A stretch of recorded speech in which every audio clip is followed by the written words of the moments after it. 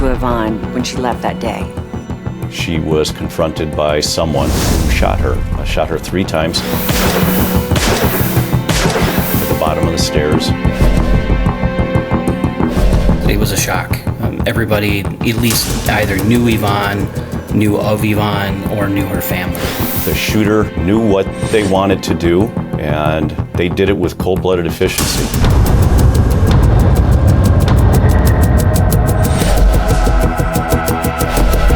I wasn't convinced that it was a winnable case. We didn't have a murder weapon.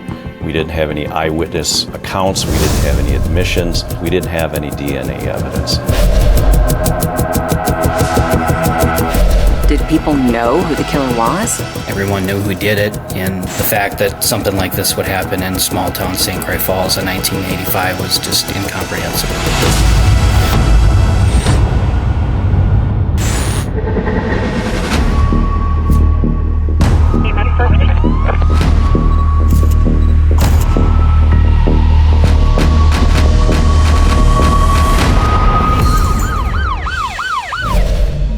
Hi, I'm Nancy O'Dell. Today's Crime Expose takes us to St. Croix Falls, Wisconsin. A mother of 4 was killed in a cowardly attack as she left her home. The identity of the killer was an open secret in the town for decades, but prosecutors were determined to hold a killer accountable and get justice for the family. St. Croix Falls, Wisconsin is less than an hour away from Minneapolis, but feels a world away. 45-year-old Yvonne Menke was leaving for work one morning, as she always did. Yvonne Menke walked down the steps of her apartment. On the way down those stairs, she was confronted by someone who shot her.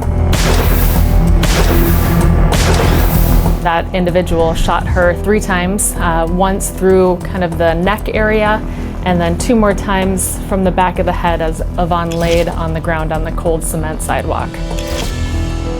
Yvonne's daughter, after hearing the noises, looked out the window on the back alleyway. She saw a subject that was walking and then eventually started to almost jog away from the scene. Her sister had told her to call law enforcement, which ultimately she did. It was cold, it was calculated. The shooter knew what they wanted to do, and they did it with cold-blooded efficiency. It was an up-close and personal execution-style murder. The first officer that arrived on scene noted that there was blood next to Yvonne's body. It was an obvious homicide. There were no shell casings recovered. They also found boot prints in the snow at the bottom of the steps near the body, and then there were a line of prints that led north from the crime scene. And then further out in the back alley, there were another set of same footprints that they were able to cast the different footprints that they found. The morning of the murder, investigators canvassed the neighborhood, tried to find any witnesses. A witness came forward who had delivered papers that morning and had seen somebody at the top of the stairs about 20 minutes before the murder happened. Somebody in a big coat, possibly a man. Yvonne Menke, a single mother, had been assassinated right outside of her home. The small town of St. Croix was stunned by this brazen murder. It was a shock. Everybody either knew Yvonne, knew of Yvonne, or knew her family. And the fact that something like this would happen in small town St. Croix Falls is just incomprehensible. The way police investigate a crime of this type, they concentrate on the people closest to the victim, family, friends, that type of thing. A lot of times, if the person has a significant other, in this case, Yvonne was dating a man named Jack Owen. Jack Owen was known to be fairly charismatic when it came to women. So when law enforcement started to find out that Jack, in this case, was seeing 2 women at the same time, it wasn't much of a surprise to people in the community. Mary Jo Lunsman was also dating Jack Owen at the time. So the 3 of them in this essentially a love triangle. It didn't take police long to learn that the 3rd person in the love triangle was Mary Jo Lunsman. They needed to speak to her and find out what she knew.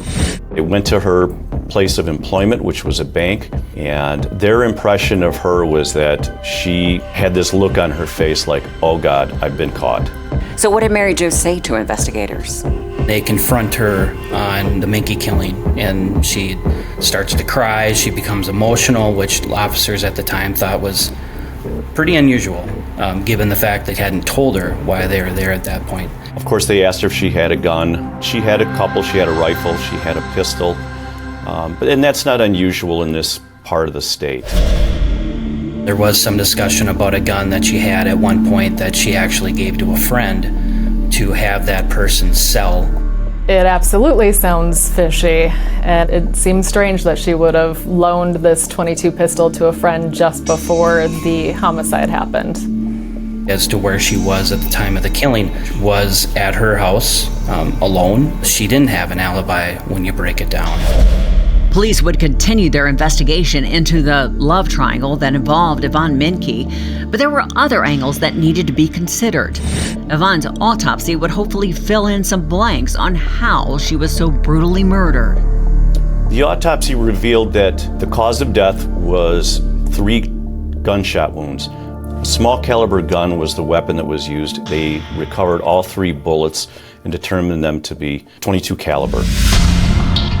Investigators interviewed Yvonne Menke's children, including Julie, traumatized over her mother's murder a few feet from their front door.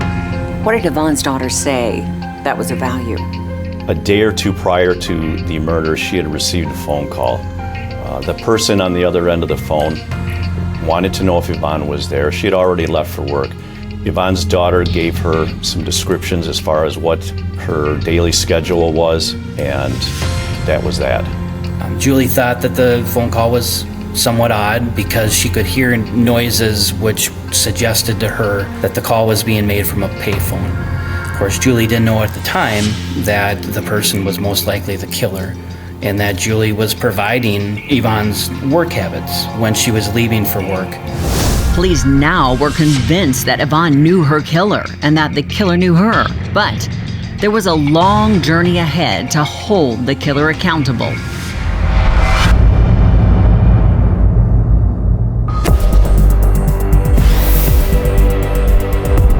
Deputies in Polk County, Wisconsin had a classic whodunit on their hands.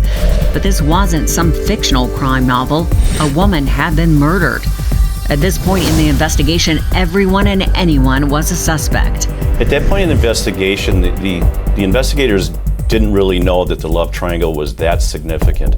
At the time, they were just trying to chase down leads, eliminate suspects, so to speak. Yvonne had an ex-husband, and of course, investigators looked towards him. He was cleared of any type of suspicion, though, in pretty short order. Police revisited their prime suspect, Mary Jo Landsman.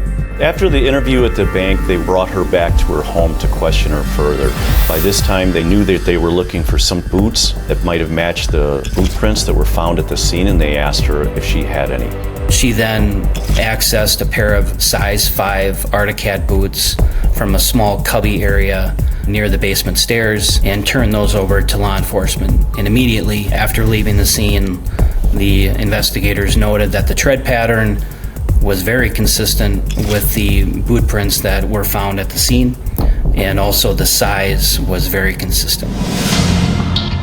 During their first interview, Mary Jo claimed she didn't know Yvonne Menke. This time, Mary Jo's memory seemed to improve. Mary Jo, she did acknowledge approximately 2 years prior to the homicide, she called Yvonne Menke and they had a phone conversation to talk about their situation with Jack Owen. Outside of that, though, Mary Jo denied having any contact with Yvonne and denied ever meeting Yvonne personally or face-to-face. Law enforcement had pretty well focused on Mary Jo Landsman at this point. When they looked at the opportunity, the primary individual that appeared to have motive and opportunity for this was Mary Jo Landsman. Police then visited Yvonne Menke's former paramour, Jack Owen. If he were carrying a torch for either Yvonne or Mary Jo, it didn't show. How about in their subsequent interviews? Were they able to learn anything from Jack then? Jack Owen did begin seeing and eventually married another lady. And during that phase of their relationship, several personal images of her and Jack and other personal documents had been defaced and destroyed. Somebody had broken into their house when they were gone. At that time, nothing was stolen from the house. It was just these pictures that were destroyed. I think to investigators, it sort of hinted at somebody who was jealous. It had to be Mary Jo. Why else would anybody break into someone's home and target those images of her and Jack? The only person that would have cared about those images was Mary Jo. Although cops now suspected that Mary Jo Landsman was the killer, they needed more. Prosecutors would only have one chance to present their case if it went to trial. Investigators continued working on this for several years. And quite honestly, as the years went on, the case had grown fairly cold. The district attorney at that time had held a John Doe hearing to try to get enough testimony to bring charges, but felt that he was not able to at that time. Everyone knew who did it, and the fact that she wasn't in jail, I think, made some people upset. Law enforcement certainly never forgot about the case. It was just a case that, in terms of information that was coming in, and the leads that were coming in started to dry up, and for that reason, the investigation started to slow down because there wasn't much to go on. The years didn't heal the pain for Yvonne's family, who knew their mom's killer walked the streets free as a bird. In 2020, the case attracted a new set of eyes. I began looking at the case with Mark Biller, who was a former prosecutor and defense attorney. We wanted to look at this case from the very beginning with an unbiased lens, without the bias idea that Mary Jo was the one who was responsible. The case had sat cold for 38 years, and the evidence pointed to Mary Jo. And the only person that had motive and opportunity was Mary Jo. And the case wasn't going to get stronger. Time would prove to be the downfall of a killer who had eluded justice for so long. The murder of Yvonne Menke went unsolved and continued to be an open wound and a source of pain to Yvonne's family. But cold case investigators in Polk County hadn't forgotten. The case was first brought to my attention by investigator Andrew Vitalis. At first, I wasn't convinced that it was a winnable case, quite honestly. We didn't have a murder weapon. We didn't have any eyewitness accounts. We didn't have any admissions. We didn't have any DNA evidence. But being presented with all these 1,000 little pieces of evidence, it formed a picture that was fairly convincing. We first approached Mary Jo as a witness, and we wanted to hear her story. Her last name was now Bailey, and she was living in Arizona. She had what I would describe as selective memory when it came to certain things that I thought were really important to the case, and she would most likely still remember. When investigator Vitalis went down to Arizona to speak with Mary Jo, he also had a search warrant to get a swab of her DNA. She was brought to the Maricopa County Police Station. While she was in there, she made several phone calls. One of those phone calls was to her friend, Linda. And she asked her if law enforcement had talked to her yet. And when Linda said no, she hasn't heard from anyone, she told Linda to just pretend that she didn't know anything so that she, quote, wouldn't have to get involved. So the boots were sent back to the crime lab along with the casts, and they were examined using the most up-to-date technology that the crime lab had. We were happy that they were consistent with the findings that the lab made back in 1986, but we still needed more. One of the problems that we had was that Jack Owen, part of that love triangle, had passed away in 2021, which is about the time that Andrew had just started working on this cold case, and so he was not able to interview him. The one thing that we did have was his testimony at the John Doe hearing from 1987. His testimony in that, I think, helped this case. By no means was a slam dunk. We didn't have the smoking gun, if you will. There was a lot of circumstantial evidence, and it took a lot of trust by both DA Kemp and ADA Wood Webster to do this, and also backing by the Menke family. And when they ultimately decided that they felt they had enough to prove beyond a reasonable doubt in court, that was a pretty special moment for the case. So at that point, you made an arrest. What was Mary Jo's reaction? I traveled to Arizona, and Mary Jo was taken into custody, and she didn't show any emotion. She didn't ask any questions. She didn't ask what it was about. She didn't exhibit any anger or frustration or fear. She was just as cool as can be, and I thought that summed her up as a person better than any words I could ever state or describe. From what I can tell of Mary Jo, she set this aside and lived the life, probably not the life that she wanted ultimately, but moved forward without ever, it would seem she never even told anyone what she did. It would appear that she compartmentalized and had no remorse for what she did. For 38 years, no one had been held accountable for the murder of Yvonne Menke. Now finally, Mary Jo would face a jury for what she did to the mother of four. Yvonne's family, quite honestly, were wonderful throughout this whole process. They were finally getting closure. Everybody knew who the killer was. They had been carrying this burden for 38 years. They were finally being able to be heard, and they were just very grateful. The trial of Mary Jo drew as much attention as the murder of Yvonne Menke. It turned out that Mary Jo wasn't as untouchable as some thought. So when a verdict comes back that quickly on a case of that magnitude, of course, you're thinking the worst.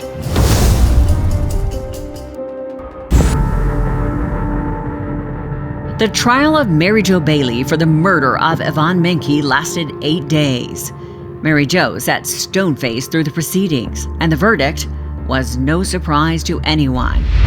Mary Jo was found guilty of killing Yvonne Menke, and at the age of 85, she was sentenced to life in prison. During the sentencing, Yvonne's family finally got to tell Mary Jo what her actions had done to their family. And a daughter, who innocently gave information to the killer, got to see Mary Jo held accountable. And now, it's time for today's Safety Spotlight.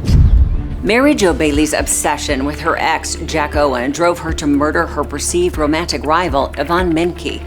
Police say this horrific case emphasizes just how critical it is that you stay alert and practice situational awareness when dealing with someone who is unstable. If something feels off or makes you uneasy, trust your instincts and take action to ensure your safety. Your intuition can be an important tool in identifying potential risks. Carry pepper spray or taser if you feel it is necessary for your protection. Make sure you are trained in how to use them effectively. Avoid sharing detailed personal information or your schedule publicly, especially on social media, and limit the information you disclose to prevent it from being used against you. I'm Nancy O'Dell. For all of us here at Crime Exposé, please join us next time and stay safe.